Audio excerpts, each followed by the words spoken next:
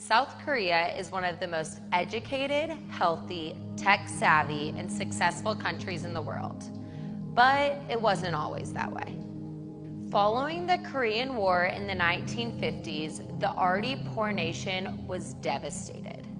A primary reason for this was that they lacked cheap, reliable power due to a shortage of coal, gas, and oil. Korea imports 97% of its fuel even today.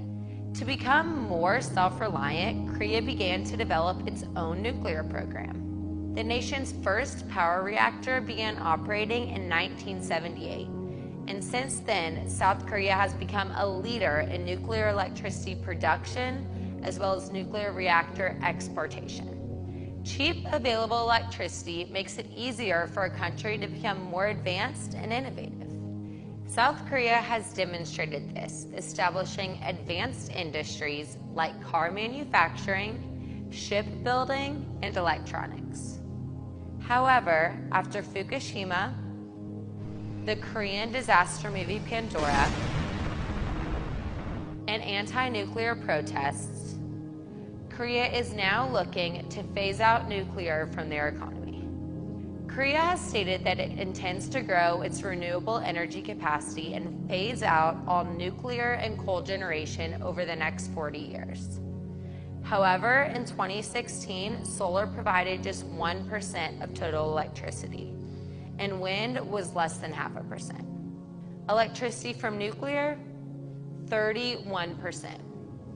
One of the biggest solar plants in Korea is the Sinan solar power plant. Replacing the energy produced by Korea's nuclear reactors in 2016 with solar panels would require 4,400 solar farms the size of Sinan, covering an area 5 times the size of Seoul, the nation's capital. Replacing these same nuclear reactors with wind would require 13,000 wind turbines, covering an area 14.5 times the size of Seoul, or 9% of South Korea as a whole.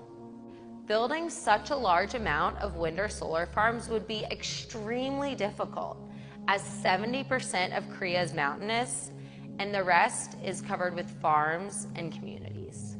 Even if you could build out that much wind and solar, these are not reliable energy sources, so you would also need to build new fossil fuel power plants to go alongside the turbines and panels. A nuclear exit would add about 60 to 100 million metric tons of carbon dioxide emissions each year. Korea has come a long way in the last 50 years, but with discussions to close down their reactors underway right now, they could be taking a huge step back from all of the remarkable progress that they have made.